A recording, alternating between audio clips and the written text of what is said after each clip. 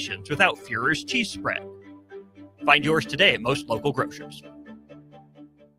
Rosie's Sports Bar and Grill, open for lunch and dinner at 1501 Center Park Road, just south of 14th and Highway 2. Attention all Wings fans, Buffalo Wings and Rings has daily specials that will make you want to stop in on all days of the week. Kids eat free on Mondays, and on Tuesdays enjoy 40% off boneless or traditional wings at a price that makes the whole family happy. And come back on Wednesdays for $1.39 chicken tenders all day long. Get to Wings and Rings today, 68th and O, or in Williamsburg Village.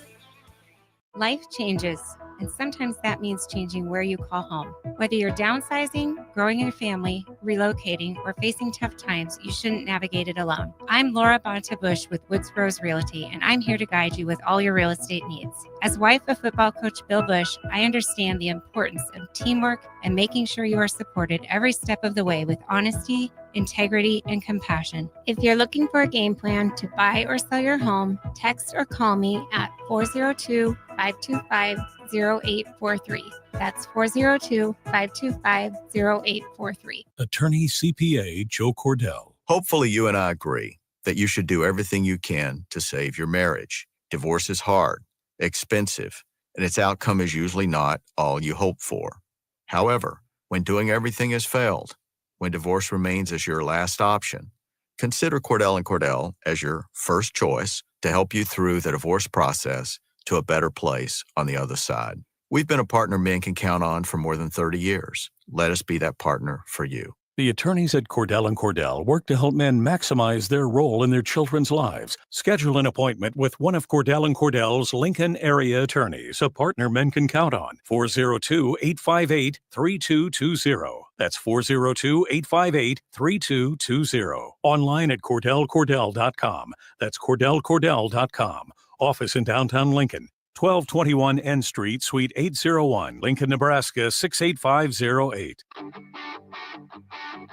Gaina Trucking is hiring CDL Class A and B drivers.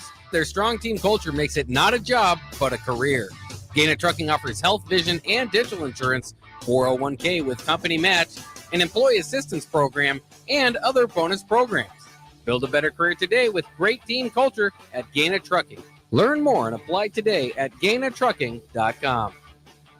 Rashawn Jackson here for Bauer Underground, who has been serving local contractors and utility contractors all across the state since 1997. When you see the black and white trucks, you know the baddest dudes in the business have arrived. Bauer is currently looking for equipment operators, laborers, diesel mechanics, and aerial linemen. Join the brotherhood built on hard work, authentic people, and pedigree of success. Bauer, a family-friendly company who reminds you, go Big Red! Are you a skilled mechanic looking for your next opportunity? Nebco is hiring. They're looking for experienced mechanics to join our family-owned team. They offer competitive wages, great benefits, service trucks, OEM-level diagnostic software, and career growth opportunities. Apply today at nebco.com. Positions include lead and A-level mechanics for the Nebco shop. Learn more at nebco.com. If you're driven and ready to grow with a company that's been around since 1908, apply today at nebco.com.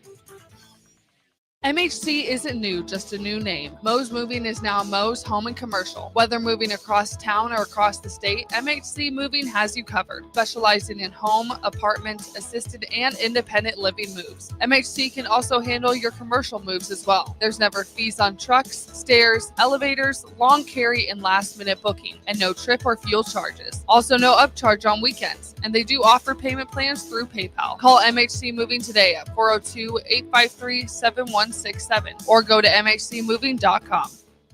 A lot of businesses say they're family focused, but when tough situations in life arise, the business wants anything but your best interests. James Enterprise Incorporated is hiring, and they will always treat their employees like family, just as they do their customers. James Enterprise Incorporated is hiring Class A and B CDL drivers, a shop tech, and a diesel mechanic. If you're looking for a career with a company that goes above and beyond to value you and your family, apply today at jamesenterpriseinc.com or call 402-432-6740. Live from the heart of Lincoln, America, welcome to Ticket Weeknights on 93.7 The Ticket and theticketfm.com.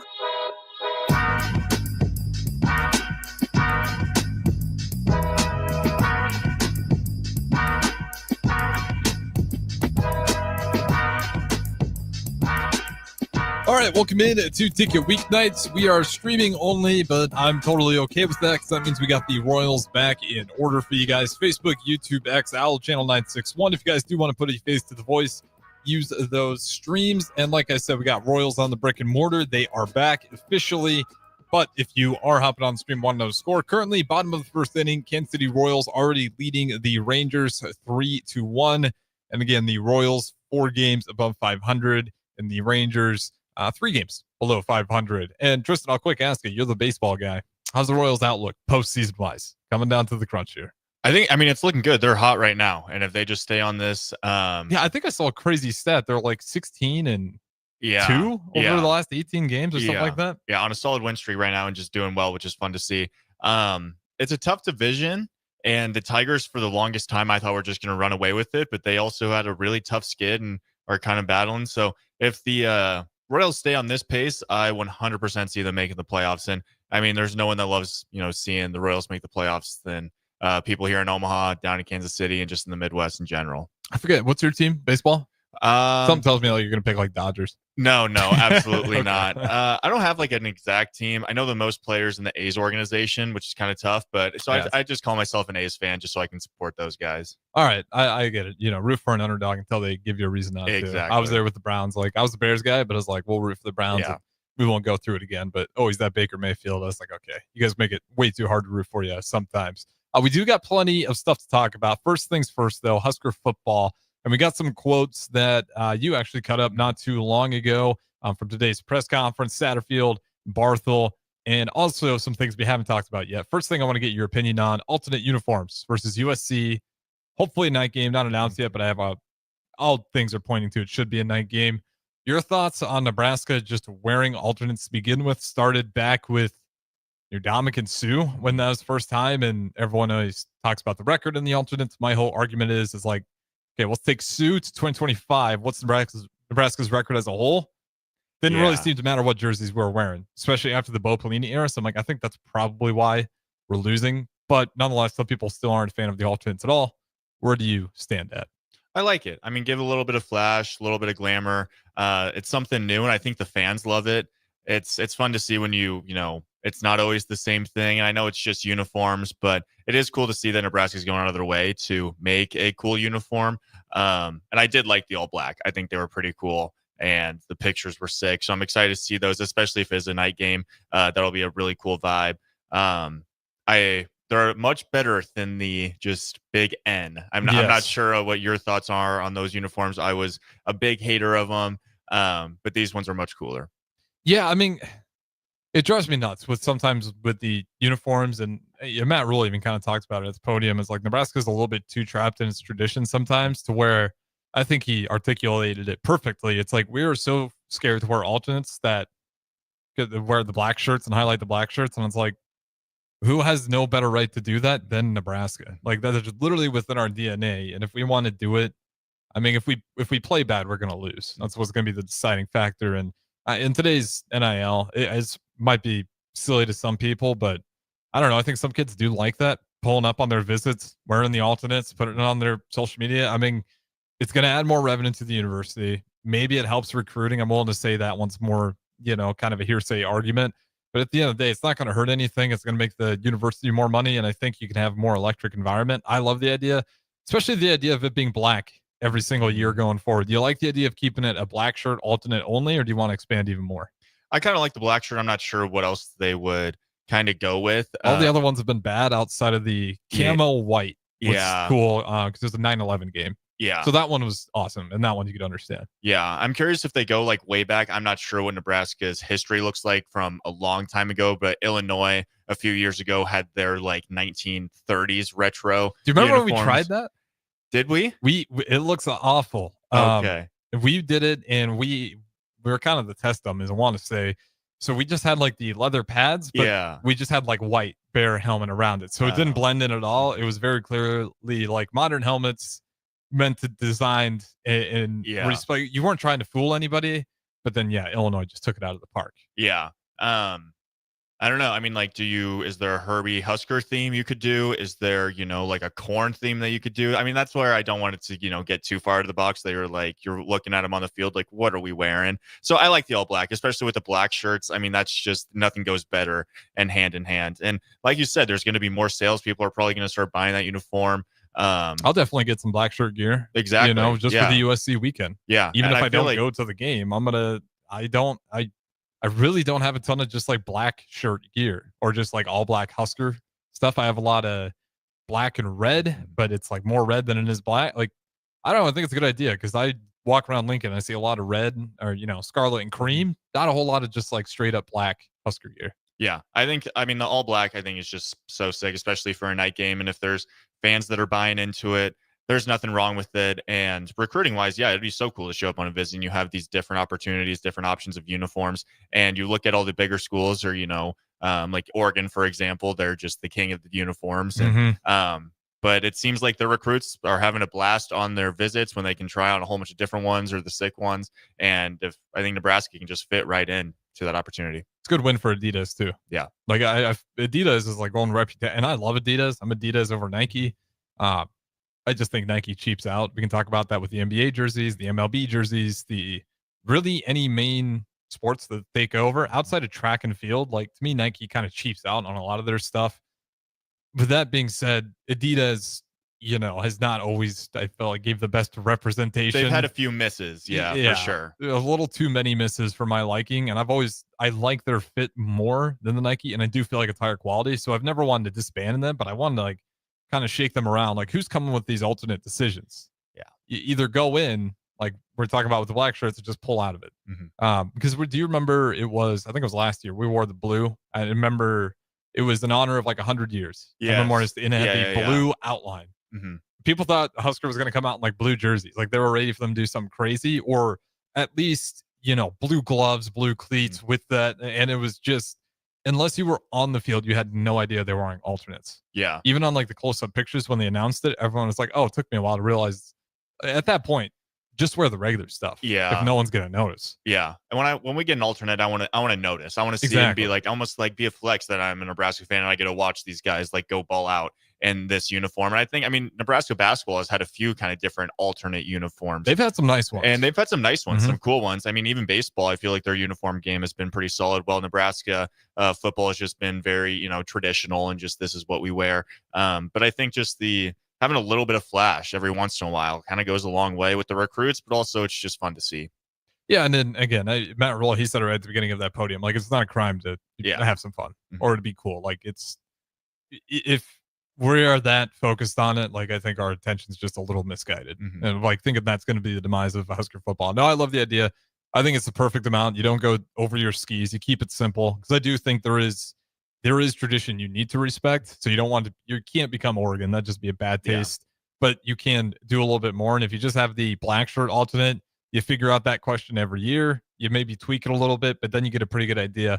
And as for this year's, I know they're not super crazy, but I like it. Like simplicity oftentimes works a lot better than other times. With that being said, we'll get to some quotes here. I wanted to quick just talk about those alternate uniforms, so we didn't have a chance to. Let's start with Barthel. Talking about short yardage situations, and I think he kind of told me off air here. Should be good things. I think we were one of the better teams in the country last year in short yardage, and that's our plan is to carry that over again. That's something that Coach Rule, our staff, Hogerson, especially Donnie. That's something that we pride ourselves in. That's probably the backbone of Nebraska football. I'd assume is tough yardage, blue collar football. Go get it, right? That's kind of our mindset, and so we won't skip a beat there. That's our focus, and we plan to stay ahead of the pack. So that one gives me hope, makes me a little bit nervous all at the same time because he's right. You can just think about Nebraska in short yard situations over the past 2 years. I think it was 2 years ago we had a goal line stand versus Illinois early in the game. Last year we had a goal line stand versus Rutgers, and they had like 5 downs to try it due to penalties. So like literally getting extra opportunities and still can punch it through. The multiple, even Ohio State, one of the better teams, they were fighting for every yard. It'd be 3rd and 3. Ohio State's like on paper, we can just get 3 yards here. Let's use our talent versus their talent, and they just get absolutely stopped. I think people count on to Ty and Nash, and you can't just run right at those guys. That's a big ask. to keep it as good as it was last year. Because I think last year that might have been the most elite part of our defense was really when we got teams in that short yardage, almost daring them, like, go ahead and try to run it. You're not going to get anywhere. Can we keep that up for, I would say, 3 years in a row? Because 2 years ago, I thought that was still probably one of the better parts of our defense. Yeah, I mean, defensively, I think it goes for both sides. I mean, because Barth also touched on Emmett Johnson, what he's done. But I think it goes for both sides of the ball is, I wasn't alive, but just looking at the film of these, national championship Nebraska teams, it seems like it was both sides. It was the offensive line was just dominating, and the defensive line was a line you didn't want to run into. And like last year, on your point, the defensive line was a force to be reckoned with. I feel like that was one part of our team that their fans just had so much trust in. You saw Ty Robb just go to work, and then in another clip, Barthel also talks about just Emmett Johnson and how he's gained so much weight. He's 205 and just a beast, just looks like a grown man. And so when I think it comes to those short yardage situations, that's when Nebraska really has to take advantage of those on the offensive side, where they can give it to Emmett on a 3rd and 1 or even a 4th and 1 and say, we need this yard, go make it happen. So yeah, that's a good point, because last year the problem was, like, we probably, in my mind, we were great there, but struggled to get to that short yard situation to begin with. Exactly. Starting at 3rd and 7. Yeah. A lot of 3rd and longs. And then it seems like when we got to the red zone, we didn't, have any more big plays or really, like you said, get to those short yardage where it is, 4th and 1, 3rd and 1 in the red zone. And it seemed like a lot of decisions were made for us where there was like, all right, I guess we kick a field goal because it's, 3rd and 11 right now. So what do we do? So I definitely think that short yardage has been just the pride and joy of Nebraska football. And I understand what he's saying, but I do think there could be a real big improvement on short yardage, or maybe just getting to those opportunities more so we can see how they do in short yardage.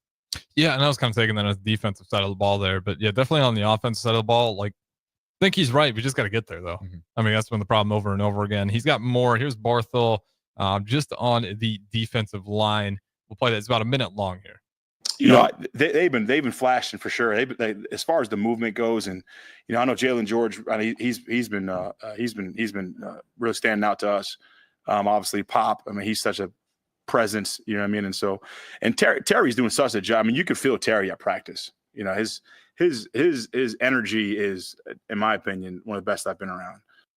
Pause real quick there. Terry Braden, like, he just keeps winning. I was super hyped about this guy. Were you able to catch any of the press when he got up there to speak? I think it might have been 2 days ago. I did not know what was his big topic. He is the most coach speak guy I'll hear, though. Yeah. I mean, he's really good at it. The one thing you get from him is he's not going to elevate any guys, at least not right now, above others. He's very like, everyone's working, everyone's developing, really harps on having one move.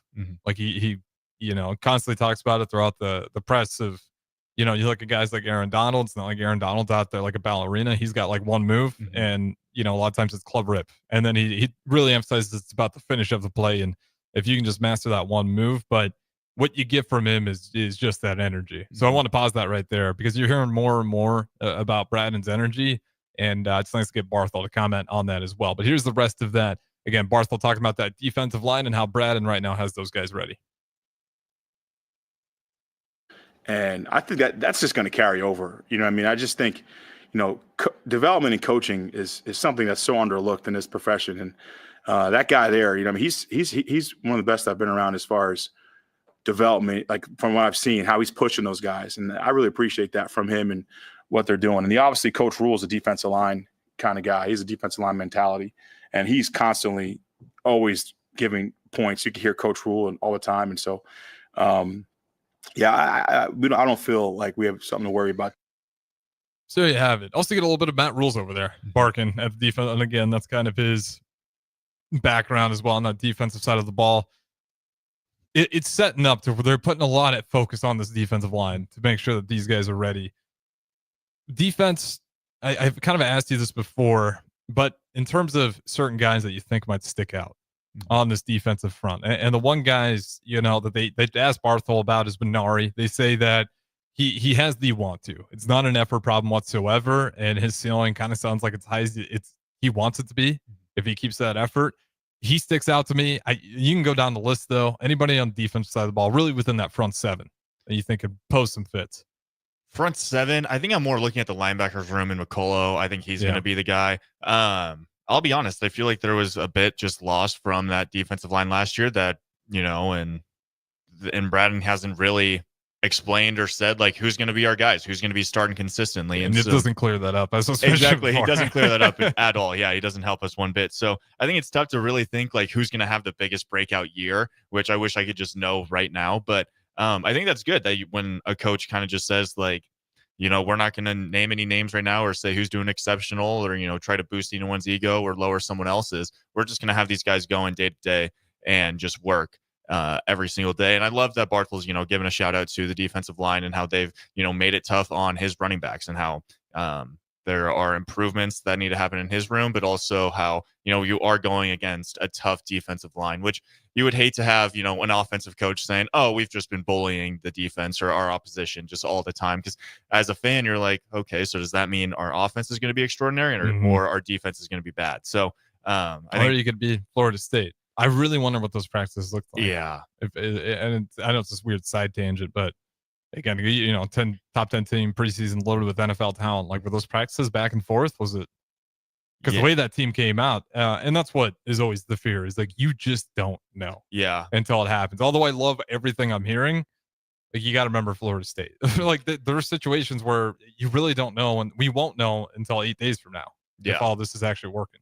Yeah. I mean, that's just it. Because, I mean, let's say they continue to say it's a battle between the offense and the defense. Some days the offense is winning, some days the defense is winning. And so that could just say like, all right, we got pretty good on both sides. But I also could say, all right, we're kind of mediocre on both sides. And so that's the way that it's just turning out. So I saw a few clips from just Iowa's practice and their offense just looked atrocious. And in my head, I was like, all right, so does this mean that Iowa's offense is really bad or they're going to have an extraordinary defense? But you never know. So we kind of know. I think we do kind of know. But the worst part about it is like the day they aren't bad. Mm-hmm. I mean, what the hell is Iowa? If they actually have an offense that's firing off on all cylinders, history will tell you it just like hasn't worked out. But Ferentz also isn't super complimentary of his guys until it starts. Like he's pretty harsh until he gets some proof in the pudding that they deserve some praise. I'm playing. He's eyeing one quarterback who he thinks can take over right now, not the guy who's going to be the starter, but. It's just always an enigma. And then same thing with Cincinnati. Their last scrimmage, I don't know if you saw it, their head coach was very disappointed. Mm-hmm. Was really harping on the guys. I don't expect a horrible Cincinnati team to show up at Arrowhead, though. Like, it just some of these coaches, and then you hear Matt Rule, and right now it seems like we're on the positive side of the hill where everything's just like, everything's going great. The guys are ready. And then you look at some places like Iowa, it's looking kind of rough. And then Cincinnati, looking rough, but the thing about Iowa is they'll still figure out a way to pull 9 wins. Yeah. And that's kind of where Nebraska's always struggled is like, it doesn't, that middle tier of teams, we kind of talked about this with DP and Barry Thompson. It's like, you got your top 1/3, which is your Ohio State, Michigan, Penn State, Oregon. You can maybe cram in a few others if you want. Then you got that middle third, Nebraska just struggles to beat. Mm-hmm. And whatever's on paper, it comes down to penalties, turnovers, a true freshman quarterback really at times last year. What do you think is going to be the role of Dylan Raiola because it's always that middle of the season to the last part where we're playing these winnable games, that middle third of teams where we're just taking loss after loss after loss. And then pretty soon in years past, we've just been hoping to go bowling. Mm-hmm. If the expectation's really 8 or 9 wins, what's on Dylan Raiola's plate? Like, what does he actually need to do?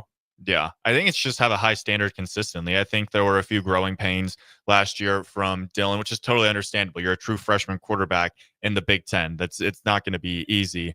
But I think with a little bit of experience under his belt now, it's all right. We do need to go win those games where we're evenly matched with other teams like an Iowa or a USC or a UCLA. I think those are the games where you just say, all right, we need to bear down and we need to win these games. And Cincinnati's one of them. I think if Nebraska is going to be a really good team this year, they don't have to, just blow them out of the water. Mm-hmm. But I think what, fans want to see and just the state wants to see is a team that looks prepared, that looks like, they're going into the game just knowing they're going to win. I think in years past, that's where Nebraska's maybe struggled, especially down into the season, is just like unsure. They go into a game on Saturday, maybe it's away, maybe it's, a little bit of colder weather. And it's like, what kind of Nebraska are we going to get today? I think the best teams go out there and they just know, all right, we're going to go be great today and we're going to expect to win. If we don't, then we did something wrong, but we're not going to let another team just walk in and beat us. and just being prepared for something to go wrong. I mean, that's a hard thing to prepare for. But yeah, I mean, the consistency's the biggest part. And at Cincinnati, I think the Big Ten would fall like bottom third, middle third team. Like it'd be a team where you should beat, but it's going to come down to like you look at Boston College last year in that bowl game. Yeah, no, if it wasn't for that front seven, that game's a lot scarier than it probably looks. I mean, we had an early turnover in that one. I think we only turned over once, maybe twice. We could have fumbled it as well. But those turnovers are going to kill you. And that's where a team like Cincinnati can catch you. If the special teams, I know it's Archie Wilson. I know a lot of people are high on him. What a hell of a game to start. Yeah. That's your first collegiate game. And you're playing in an NFL stadium. It's going to be packed. It's sold out already. Everyone's been talking about how amazing you are. There's going to be eyes on you, like for that first punt. You know? I hope he doesn't have to play. How cool would that be if Nebraska just drives on the field and scores every time, and we don't even see him on the field? But yeah, it is going to be a crazy experience for him. And that falls on Dylan Raiola's shoulders too, and that's the part where, I thought Barry Thompson had a really good point on this. Like that's the part with quarterbacks, you don't know. Like it's going to make or break them, and the really great ones somehow get over it, but the pressure on that kid's a lot this year. I mean, the whole point of how do you beat those teams in the middle third? You got to be consistent. Where does that start? That starts with your coaches, but also the guy on the field calling the plays. Dylan Raiola, I mean, he's going to have to look like a junior. Yeah. Like no turnovers, which obviously he's going to get a few throughout the year, but you want to drop that number. You're going to want to make sure that you guys, because even if you got a wide receiver who's not on the line, a great quarterback's going to recognize that and bark at that wide receiver until he gets up there. Worst case scenario, burn a timeout if it's within means to do so. But there's going to be a lot of shoulders. Like to keep that train running perfect is how you beat those middle teams. Even if it's not your best day, if you're consistently, doing what you're supposed to do and you're just at 80% for whatever reason, you'll still end up winning those games. The problem for Nebraska has been, maybe we feel 80% and then we have a turnover, and especially in the Frost era, it's like, okay, here we go. Yeah, just the self-inflicted wounds, just the plays that didn't need to happen, or someone tried to be a hero and then a turnover happens. I mean, the Scott Frost era was so tough, but I think a lot of those games, and even games, last year, it seemed like Nebraska, it didn't seem like many teams just walked in and played Nebraska and just dominated. It was just, I think Nebraska made a few too many just, mistakes that led to the turnovers or just the lack of success. And so, yeah, consistency in Dylan, which I fully expect. I think he's going to be a great leader out there. If he does what he does, talent wise, and just limits the mistakes, he's going to be a top quarterback in the Big Ten. Yeah, I mean, I wonder where I'd put him right now in terms of all the quarterbacks coming back. Drew Aller, he's probably one. Yeah, because Julian Sayin, which we haven't talked about, Ohio State. Yeah, welcome to the league, buddy. Texas. I know. Yeah. I mean, he's just got to. I mean, Julian Sayin just has to steer the Ferrari. He's got all the glamour. He's got the weapons around him. He just has to steer. He doesn't even have to press the gas. He's just got to steer it, limit the mistakes. Well, Dylan, on the other hand, I mean, not that Nebraska doesn't have weapons, but it's not Ohio State caliber right now. So Dylan's got to be the guy that goes out there and kind of makes those plays, but also limits the mistakes. So, but yeah, and Dylan's facing Cincinnati, not Texas, and that's the tough part where it's like. You look at Joe. I'm super curious in that matchup. Like, obviously, Manning's going to get left out of it, Arch Manning, because he's just expected to be great. He's in that Dylan Raiola camp too, where he's going to have a ton of pressure on him. I mean, that's just a matchup, and we'll get to talk about that more as it comes closer. But I'm super excited for that because even last year, Ohio State, it's not like their offense was electric against that Longhorns defense. No, I mean, it was kind of struggling it had some flashes, but if it wasn't for that Sawyer scoop and running all the way in, we don't really know how that one shakes out either. Yeah. And I mean, I think just Ohio State's defense has just been a great foundation for them. So that helps. And I think it's nice for most quarterbacks at Ohio State it's just up to them to not make mistakes. So I think that's the main part. So, I mean, Justin Fields, I hate to do this to my guy. Justin Fields looked like a absolute sniper. Yeah. And the accuracy was unreal. Turns out, there's 5 yards of separation between him and the receivers. I know. A little bit behind, a little bit ahead. Didn't really matter.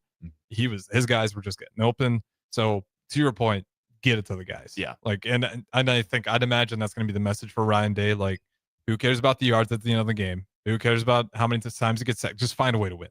Like, don't worry about your stats right now. Just win by 1 point. That's all we care about. I mean, that's almost the idea you have to have heading into that one because he's going to have mistakes. Manning will probably have some mistakes. It's going to be, in my mind, who can have the least amount of them. And we're getting ahead of ourselves. That game just keeps catching my eye. We'll talk about week 0 as well, because we got Iowa State, Kansas State. I think that'll be electric. But before we do that, we got to throw it to break. On the other side, let's talk about Michigan. Still not done with the scandal. And then we'll talk about Big Ten commissioner with a pretty crazy playoff expansion idea. So we'll talk about that next, as well as mix in some week 0 football. Don't go anywhere. Arens Tristan Gomes. Big box stores are tempting for buying equipment for your high schooler in sports or for yourself in your sports leisures. But buying new is awfully expensive. Why not go somewhere with new and used options? Play It Again Sports has quality, slightly to gently used equipment, and 50% of their inventory is actually new equipment. And it's more than baseball, softball, and golf. They also have equipment for disc golf, fitness, hockey, and more. Plus, they're always buying products. Bring your gear you're done with and get trade money on the spot. Play It Again Sports at 48th and Vine. Have you been injured in an accident and don't know where to turn? You need an attorney you can trust to handle your case with professionalism and compassion. The attorneys at Liberty Law Group understand that a call to an attorney is a call for help. If you've been injured, we want to help you. Liberty Law's experienced attorneys are committed to the pursuit of justice for those injured. Call Liberty Law and find out how we can help you get the compensation you deserve. Call 877-42-LIBERTY. Call the trial attorneys you can trust. 877-42-LIBERTY. Make bill paying a breeze with Text to Pay. LDS texts you 1 week before your bill's due date.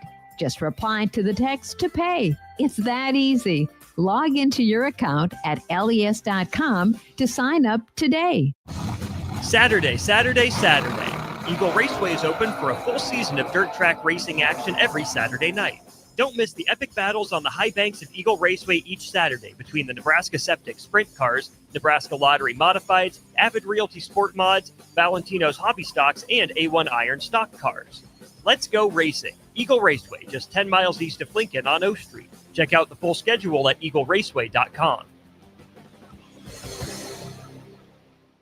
This is James Harrell with NP Dodge Real Estate. When I became a licensed realtor, I wanted a brokerage that would help me grow in my new career. I found that in Lincoln First Realty. When Lincoln First was acquired by NP Dodge, the training and support I received only got better. I love knowing I have the power of the NP Dodge brand behind me. I would recommend NP Dodge to new agents looking to jumpstart their real estate career and to current agents who want to take their business to the next level. Expand your career with NP Dodge. Call Eric at 402-434-2222. When opportunity knocks, you don't want to miss the call. Hamilton Business Technologies makes communication easy and efficient using customized technology, all while putting people first. Whether you're working from the office, at home, or on the go, Hamilton Business Technologies equips your business with the right tools for smooth, professional call handling. Hamilton Business Technologies. Real people, real technology solutions. Learn more at hamiltonisbusiness.com. Are you a skilled mechanic looking for your next opportunity? Nebco is hiring. They're looking for experienced mechanics to join our family-owned team. They offer competitive wages, great benefits, service trucks, OEM-level diagnostic software, and career growth opportunities. Apply today at nebco.com. Positions include lead and A-level mechanics for the Nebco shop. Learn more at nebco.com. If you're driven and ready to grow with a company that's been around since 1908, apply today at nebco.com. When you were a kid, clubs were cool. Robotics club and space club and stuff like that. But what do adults get? Book clubs and quilting clubs? Nah, forget that. How about margarita clubs and old-fashioned clubs? Get to Upside Bar and Lounge for the best clubs in town. Try all 10 varieties of Upside margaritas or old-fashions and take home a free souvenir glass. Grab the whole crew and pair it with Taco Night on Mondays or Whiskey Wednesdays. Upside Bar and Lounge at 29th and Pine Lake. MHC isn't new, just a new name. Mo's Moving is now Mo's Home and Commercial. Whether moving across town or across the state, MHC Moving has you covered. Specializing in home, apartments, assisted, and independent living moves. MHC can also handle your commercial moves as well. There's never fees on trucks, stairs, elevators, long carry, and last-minute booking, and no trip or fuel charges. Also no upcharge on weekends, and they do offer payment plans through PayPal. Call MHC Moving today at 402-853-7167 or go to mhcmoving.com.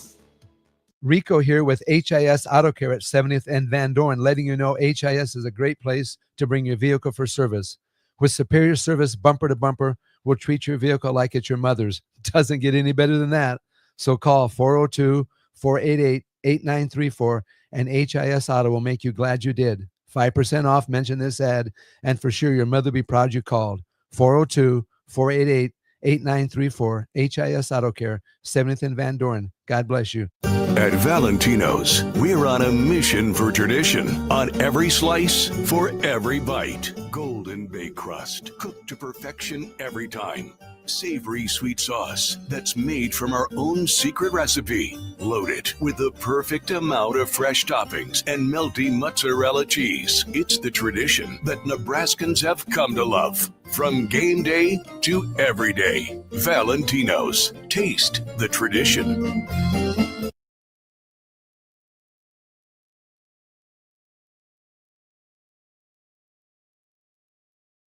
Big box stores are tempting for buying equipment for your high schooler in sports or for yourself in your sports leisures. But buying new is awfully expensive. Why not go somewhere with new and used options? Play It Again Sports has quality, slightly to gently used equipment, and 50% of their inventory is actually new equipment. And it's more than baseball, softball, and golf. They also have equipment for disc golf, fitness, hockey, and more. Plus, they're always buying products. Bring your gear you're done with and get trade money on the spot. Play It Again Sports at 48th and Vine.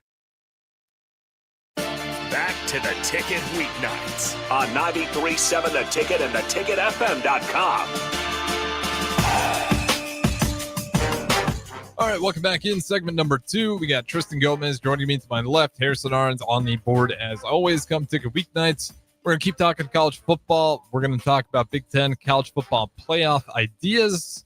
Bad ones, in my opinion. And then, of course, Michigan. They're still not done. I was talking about this like before, right when you first got here. It's insane that when this got handed out is the 2023 season. It is 2025, and it'll take effect in 2026 before it's all said and done with. We're referring to Michigan's got some more scandals with the NCAA still revolving around the sign stealing. So this year, Michigan has done a voluntary punishment, I guess you'd call it. And I think the Big Ten kind of pushed him to at least do something. And he's not going to be there for Nebraska. And then was it the first week or second? Is it the week after Nebraska? I think first week. First week, yeah. Yeah. So he can make it for his alma mater, Oklahoma, which in my mind you don't get to choose, but we've been down that road before. The part that stinks though, someone who's thought they were way too easy on Michigan. Now it's too late. Now you can't do anything, otherwise you look like idiots, and I think they kind of do. So they did put another ban really on Michigan. Jim Harbaugh has what do they call it? A no-show or a show clause? Show clause. Show something clause, like that. Yeah. Either way, Jim Harbaugh, the important thing is here, he cannot coach in college football in not even 10 years, in 2038, because it does not take effect until 2028. So he cannot be in the college game. And then a show cause order went out to Moore that he, obviously with the voluntary punishment still being there, but next year he has to sit out week 1. Mm-hmm. We're still handing out penalties, even though Jim Harbaugh's gone. He gets the 10-year ban after the fact, and it doesn't take effect until 2028. So he could do the funniest thing ever and come back to college football for like 4 years if he really wanted to, just to prove a point about how stupid the punishments are in the NCAA. He would never do it because it makes no sense, but he would illustrate how sloppy these penalties are. Your thoughts on the entire thing? It's going to take into the revenue as well. It's nothing major. I don't think it's anything that's going to crumble the Michigan program. It's going to hurt them, not breaking or anything. I don't know. It just all kind of feels pointless to me at this point. Yeah, I'm just not sure what the NCAA is doing. And honestly, I don't think they know what they're doing when it comes to this. I mean, you look at some of the other bans or just penalties that have been given to other universities or football teams for things in the past, and it just does not match up whatsoever. And I think the Jim Harbaugh penalty is just kind of funny because, I mean, like, Jim probably is, when he went back to the NFL, I think his mindset was like, all right, as long as I'm coaching, I'm staying in the NFL. This is kind of where I want to be. And, you know, with things going on, obviously he probably wasn't planning on going back to college football anyway. So it's kind of funny. It'd be like telling it like you, like, hey, Harrison, you can't have this to eat. And you're like, oh, well, I don't want it. And I'm like, oh, I'm just telling you can't have it. It's like, all right, sure. That's pointless. And so I think it's just dumb. I think the NCAA didn't understand what should be done. And the craziest part about this is, you know, like I did some research on the Ohio State penalty in 2012. Yeah. And That was Urban Meyer's first year, but they had a postseason ban. They were 12-0, but before the season, were given a postseason ban and actually forfeited a few losses from a few years previously. They got hit. They got hit hard, and the reason for their penalty was because a few players were accepting a little bit of cash and free tattoos, and they were giving out some Ohio State gear in return. So in reality, what Ohio State did had nothing to do with the play on the field. Hadn't like their performance. I don't think Terrell Pryor getting a tattoo or two did much for his play on the field. He was just good. And so when it comes to those situations where they got a postseason ban, so they were 12-0, didn't get to go to the postseason, and got forfeited losses, and then Michigan, who won a national championship and used sign stealing to boost their play on the field, gets this penalty, which they still don't even know what they're doing. And NCAA showed that they forfeited losses in the past with like Tennessee and Arizona State. I think they just used those the entire Penn State era. The entire Penn State era, yeah. And so I think those were more just like to prove a point. But when it comes to a national champion, we're not going to forfeit losses because that takes away their national championship. That's too much of an issue. I just think the NCAA doesn't know what they're doing, and they're just trying to fill in as we go. But this needs to end. Yeah, I mean, at this point, just shut up and move on. Yeah. Like, I'm sorry. You kind of already blew it. You did. Yeah. I mean, it's gone by, and you're telling me it's going to take 3 years for the effect. And I mean, this was my rant when I was talking to you off air. And like, it's not what they're doing is awful. It takes too much time. And then, when it comes to sign stealing, I realistically thought, like, if you are serious and you have the evidence, you need to take away their opportunity to go postseason and vacate the wins, just like we do with all the other schools in the past. Maybe it's unfair, but it should tell you there is a very fine line, and it doesn't matter if you're a hair over or if you just completely jumped over to the other side. If you cross that, there needs to be like severe punishment. It's gotten to a point though where it's like now you have to let it happen, because what are you doing now? You're just punishing the university's new coaches, new staff, new players for something that they weren't a part of whatsoever. And then, you could argue, well, they did it without Jim Harbaugh. You think they threw away the signs they stole before that game? Or at that point, they probably knew what they were already, if you believe that. So that's the problem of it. And, the more time that drags on, I mean, that just leads into the gaps of people make their own conclusions of what really happened. Yeah. And that's the whole NCAA's argument is like, well, we just didn't have, enough evidence. We were trying to gather it. When you take this long to gather evidence, 2 years later, when you're knocking on the door of one of your, suspects, or someone who's going to have the info, they had 2 years to figure out how to get rid of this info. So you're not going to have a lot of success there. What is the NCAA's role anymore? I mean, seriously, I generally could not tell you. I mean, I don't think maybe they don't know their own role, and so they're like, oh gosh, yeah, we're supposed to give them a penalty. We don't, because it seems like they don't just have like a set plan. It's wish-washy. Yeah, it's like, oh, if you do this, then we'll try to come up with something. If you do this, we'll come up with something, instead of just like, all right, these are the rules, these are standards. If you break this rule, here's the punishment. You break this rule, here's the punishment. I feel like the NFL also kind of struggles with this, but I think does a little better job when it comes to like, gambling. They're just like, all right, you're out for the season, like you're banned. And so it kind of NFL sometimes irks me a little bit. The NFL too, on how lenient they are. I mean, Myles Garrett just got his 8th speeding ticket since joining the league in 2017. Yeah. He's getting, and then one of those, I think he had 2 tickets on the same day. One going 120 and the next going 105, both residential zones. Yeah. And it's like, I mean, and also what are we doing? Yeah. There's so many, it seems like both maybe organizations really don't have their stuff figured out when it comes to penalties, and they don't like taking out the moneymakers. Exactly. It's kind of what always irks me the wrong way. Yeah. And I think that's why the NCAA, like they took away wins from some teams that, broke a few rules, but they weren't that good. But we'll take away the wins that you did have just because we want to use you as an example. But if one of our big money makers like Michigan, does something that, probably helped them win games, we're going to have to decide. And the worst part about it is that the Big Ten gave Jim Harbaugh like a 3-game suspension as it happened. Like the Big Ten was like, on top of it. Like, yes, we're going to, all right, NCAA, we're going to have some action. Yeah. We're going to, you did something wrong. We're going to, give you a punishment. Well, the NCAA was like, oh, we got to do some research for 2 years. Like, what?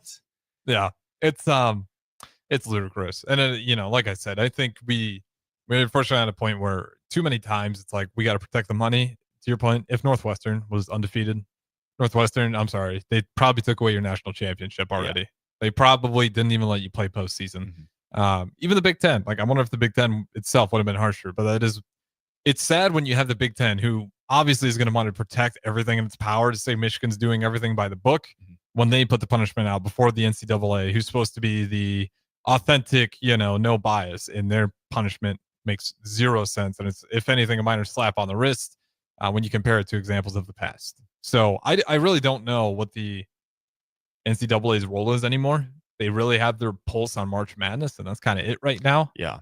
Other than that, they're really struggling. And I think, part of this punishment is them just trying to find a conclusion. Like, I think they even kind of know it's, at this point, this is insane.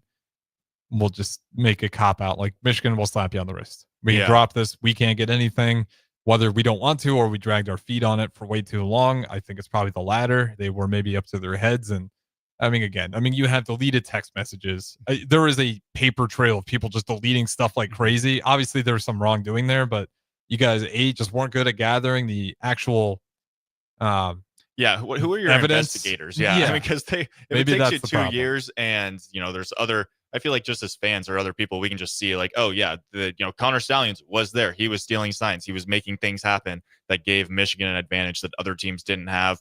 I don't know what's so hard about it, or just why the NCAA's investigators just couldn't get it done sooner, and now it's just dragging out. And it's like, I'm kind of over it. Like, yes, they messed up. They broke the rules, but you didn't do anything. I'm not too happy that you are just finally now giving them a punishment, especially when the punishment does nothing. Yeah. And even if you went over top of the punishment, it'd feel weird because, again, you're punishing the people who are there now, not Jim Harbaugh, who's got a 10-year ban starting in 2028. Yeah. And I like Jim Harbaugh. So I'm not a fan of what he did at Michigan, but as a person, as a coach, I think he's a, great leader of players. But he's probably just in the NFL right now being like, darn, sorry guys. But didn't have any plans. You know, you could have put that thing to 50 years. I don't care anymore. Yeah. Like, I'm not going back to the college level. He's obviously happy with the Chargers, but it's a strange world for the NCAA to say the very least. And like I said, I just really wonder what their purpose is at this point. And it just feels like the Big Ten and SEC are kind of throwing their weight around. Like, you think the NCAA decided on the college football playoff, or the Big Ten and SEC? Yeah. It's probably the latter. So we're kind of in that world now where it's just strange to see the overseeing organization have the least amount of power, especially when it comes to talking about college football. But that's where we're at, as they finally get a punishment on Michigan. And on the other side, we got to throw the break now. We'll talk about the Big Ten as a whole and their crazy idea for some college football playoff expansions, or at least the Big Ten commissioner, should say everybody in the Big Ten. So don't go anywhere. We'll talk about that next, right here, 93.7 The Ticket. MHC isn't new, just a new name. Moe's Moving is now Moe's Home and Commercial. Whether moving across town or across the state, MHC Moving has you covered, specializing in home, apartment, assisted, and independent living moves. MHC can also handle your commercial moves as well. There's never fees on trucks, stairs, elevators, long carry, and last-minute booking, and no trip or fuel charges. Also, no upcharge on weekends, and they do offer payment plans through PayPal. Call MHC Moving today at 402-853-7167 or go to mhcmoving.com. A lot of businesses say they're family focused, but when tough situations in life arise, the business wants anything but your best interests. James Enterprise Incorporated is hiring, and they will always treat their employees like family, just as they do their customers. James Enterprise Incorporated is hiring Class A and B CDL drivers, a shop tech, and a diesel mechanic. If you're looking for a career with a company that goes above and beyond to value you and your family, apply today at jamesenterpriseinc.com or call 402-432-6740. We interrupt this commercial break for an important story. There once was a man from Nebraska who went searching for food in Alaska. When his stomach was rumbling while laying in bed, he could think of only one option, Fuhrer's cheese spread. So he left it once and drove day and night to return back home for cheese spread delight. Now his stomach is full and the voice in his head tells him no more vacations without Fuhrer's cheese spread. Find yours today at most local grocers. Rosie's Sports Bar and Grill, open for lunch and dinner at 1501 Center Park Road, just south of 14th and Highway 2. Attention all Wings fans, Buffalo Wings and Rings has daily specials that will make you want to stop in on all days of the week. Kids eat free on Mondays, and on Tuesdays enjoy 40% off boneless or traditional wings at a price that makes the whole family happy. And come back on Wednesdays for $1.39 chicken tenders all day long. Get to Wings and Rings today, 68th and O, or in Williamsburg Village. Life changes, and sometimes that means changing where you call home. Whether you're downsizing, growing a family, relocating, or facing tough times, you shouldn't navigate it alone. I'm Laura Bonta Bush with Woods Bros Realty, and I'm here to guide you with all your real estate needs. As wife of football coach Bill Bush, I understand the importance of teamwork and making sure you are supported every step of the way with honesty, integrity, and compassion. If you're looking for a game plan to buy or sell your home, text or call me at 402-525-0843. That's 402-525-0843. Attorney CPA Joe Cordell. Hopefully, you and I agree that you should do everything you can to save your marriage. Divorce is hard, expensive, and its outcome is usually not all you hope for. However, when doing everything has failed, when divorce remains as your last option, consider Cordell & Cordell as your first choice to help you through the divorce process to a better place on the other side. We've been a partner men can count on for more than 30 years. Let us be that partner for you. The attorneys at Cordell & Cordell work to help men maximize their role in their children's lives. Schedule an appointment with one of Cordell & Cordell's Lincoln area attorneys, a partner men can count on. 402-858-3220. That's 402-858-3220. Online at CordellCordell.com. That's CordellCordell.com. Office in downtown Lincoln. 1221 N Street, Suite 801, Lincoln, Nebraska 68508. Gaina Trucking is hiring CDL Class A and B drivers. Their strong team culture makes it not a job, but a career. Gaina Trucking offers health, vision, and dental insurance, 401k with company match, an employee assistance program, and other bonus programs. Build a better career today with great team culture at Gaina Trucking. Learn more and apply today at GainaTrucking.com. Rashawn Jackson here for Bauer Underground, who has been serving local contractors and utility contractors all across the state since 1997. When you see the black and white trucks, you know the baddest dudes in the business have arrived. Bauer is currently looking for equipment operators, laborers, diesel mechanics, and aerial linemen. Join the brotherhood built on hard work, authentic people, and pedigree of success. Bauer, a family-friendly company who reminds you, go Big Red! Are you a skilled mechanic looking for your next opportunity? Nebco is hiring. They're looking for experienced mechanics to join our family-owned team. They offer competitive wages, great benefits, service trucks, OEM-level diagnostic software, and career growth opportunities. Apply today at nebco.com. Positions include lead and A-level mechanics for the Nebco shop. Learn more at nebco.com. If you're driven and ready to grow with a company that's been around since 1908, apply today at nebco.com. Back to the Ticket Weeknights on 93.7 The Ticket and theticketfm.com.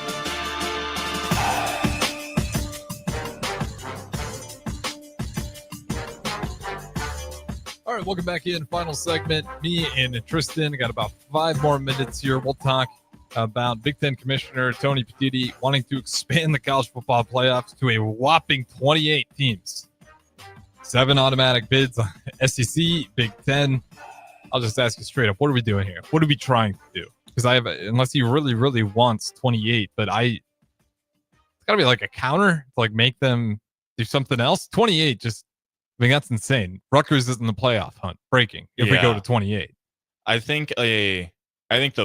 What's crazy too is like, I mean, there's no other sport really besides basketball and, football or basketball and baseball on the collegiate level that have that many teams making the postseason. And then if you look into professionals or any professional league, they're not allowing that, many teams into it. So that's one reason why I think it's absolutely crazy.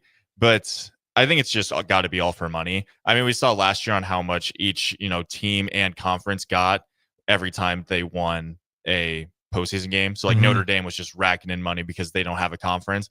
But I'm curious if that's why Petitti was like, yeah, let's get more teams in there. So anytime a Big Ten team wins in the college football playoff, that's racking in more money for the Big Ten. That's my only thought to it, because if you think about it, there's 25 ranked teams. So we're saying 3 unranked teams are going to end up in the college football playoff. Do we really think the 28th team has a shot? Do we really think the 15th ranked team has a shot of winning a national championship? I don't think so. And then also, I've said it before, I think it just deteriorates the value of the regular season. You That know, was my thing. My at the biggest point thing you that could stink probably out was- be a Big Ten team and lose 4 games, and yeah, we still got a chance to win a national championship. You don't deserve a chance to win a national championship if you lost 4 games. You got to put in the work in the regular season. That's what I'm saying. Like, seriously, 7-win teams that are, yeah, they're in the hunt. Like, if they're in a tough enough conference and they got a few good wins, like, it's the regular season would mean absolutely nothing. Like, it would mean you have to win 8 or 7 games. 7 games, worst case. 8 games, you're good. If you're in one of the tougher conferences, you know, you can play the third stringers the year out. That's what I'm trying to figure out. Like, there's got to be a counter, because if it's all about money, long-term wise, this kills college football. Yeah, and I don't know why we want another expansion. I think after 12 last is year, great. Yeah, I think after last season we saw like, okay, it's nice that we can get a few extra teams rather than just the 4. And yeah, we saw Ohio's- 4 teams see the college football playoffs for the first time. Yeah, last year, just 4, just with 12 teams. Yeah. And so we saw that. We already saw an expansion. It seemed like it did pretty well. Maybe a few changes that people were like, all right, we can make this. Like, does Boise State need to buy? Right. Is that one? Like, those are the kind of the changes. The expansion is just like, for what? Because I think we got the top 12 teams, or any other teams that were just left out. I didn't see winning a national championship. And then even I think we saw a few teams, maybe, you know, an SMU that maybe didn't even look like they belonged. Yeah. No offense to them, but I think just 12 teams max just makes so much sense, because we'll get a few teams that maybe, you know, slipped up twice for 2 games in the regular season. They still get a chance. I don't want to see a team that had 4 losses, you know, playing. And well, what was Notre Dame ranking in the playoffs? What number were they? I believe they were. So I'm trying to think if they would have got in otherwise. Yeah, I'm trying to, because they had that loss to Northern Illinois. I think they were 5, I want to say. Yeah, so in years past, Notre Dame doesn't even get in. Yeah, Notre Dame wouldn't have gotten in. And it turned out to be a really big year for Notre Dame for obvious reasons. But yeah, I hope there's a counter. I hope he's just like not totally. To me, that's like a total greed move right there. Yeah. Because at the end of the day, this part drives me up the wall the most. They are student athletes. Mm-hmm. That is still a part of it, whether you want it to be or not, because you're at the top and you're just thinking about the college football revenue. Like, these guys have to do schoolwork. Yeah. They can't just be. How long is a 28 college football playoff bracket going to take? So what would that be? 4 teams. How many teams would get a bye? And then I don't know exactly what the format is. I've just did the number right away. It caught me off guard. And I don't. You can tell me any format. The answer is no. The answer is no. Yeah, there's 25 ranked teams. We think we're going to add 3 unranked teams and give them a shot at a national championship. That doesn't make sense. I like 12. I think they can make a little, you know, minor changes to it. Maybe like, you know, giving just the top 4 teams a bye. I wouldn't have a problem with that. That. Maybe moving the bowl game too. Exactly. To fix like the home field advantage issue. Yeah. 28 just seems like a stretch, and I would love to just like hear his thoughts on why. But yeah, not a fan, and I don't think it's going to happen anyway. He'd tell you money. Yeah. He'd probably just tell you, have you seen the TV deals? And my bonus felt a little lighter this year. So no, maybe he's not that evil. Maybe there's good rhyme and reason for it, but I get a little bit nervous. He wants to see his Big Ten teams play a little bit more football. That's all it is. He just loves the Big Ten that much. Yeah, I can't tell you exactly why. I think it's a horrible idea. I think the rest of the world's kind of making fun of the Big Ten a little bit for it, and rightfully so. This is the stuff that we should laugh at, because to me, in my mind, that's an atrocity to what college football is. Yeah. It's about the regular season. Even with like the 4-team college football playoff bracket, I didn't hate that, because I'd watch those 4 teams and I'd really, really watch 2 every year and being like, we weren't competing. Yeah. Like, you kind of know who they are. Like even the last year, it was like Ohio State, Oregon, Texas. Maybe you throw out Notre Dame. Maybe you throw out Penn State. Ohio State won. Yeah. Nobody said SMU. Nobody said Arizona State. Even though those were like fun little stories, nobody's actually expecting them to fall off. Even Indiana, who was great. Like, yeah, you still kind of know who those teams really are. And I can't think of a year where we've been proven wrong. You know, this 12-team playoff format, we'll have to see. Maybe one year an SMU does shock everybody, or a Boise State, but I just really doubt seeing that happen. I think football is a sport too, where I feel like once it comes to the postseason and you're getting the best of the best, you're going to see very few upsets. Like, the upsets are going to come from a team that's, you know, ranked 7th, beating a team that's ranked number 2. Like, it's that. You're not going to see a 28 beating a number 1. Like, football is just a different sport. The best of the best are going to end up winning most games. And especially if it's 28-team playoff, like, give them 1 game, maybe. Yeah. No way they're going to make the entire gauntlet. So at that point, like, what are you there for? Extra revenue, because nobody believes in you. So that's what they're thinking. I think we're both in agreement. I see like no shot of it ever going that far. I'd hope not. They want to expand everything. We'll talk about it, I'm sure, unfortunately, about the March Madness bracket, how they want to expand that one as well. But right now it's safe. Right now we're still with 12. Never thought I'd root for Greg Sankey in the SEC, but he's right. 12-team playoff format. That's where to say. And I think we'd all be happy and could agree there. That's going to be it for us, though. That is Tristan Gomez. I am Harrison Arns. We still got Royals on the brick and mortar. Your final update. It is 3-2, bottom of the fourth inning. Kansas City Royals still up by 1 run. Appreciate you guys listening. Don't go anywhere, though. We'll play some replays. I'll hop on for another hour at some point tonight. And like I said, don't go anywhere. 93.7 The Ticket, ticketfm.com.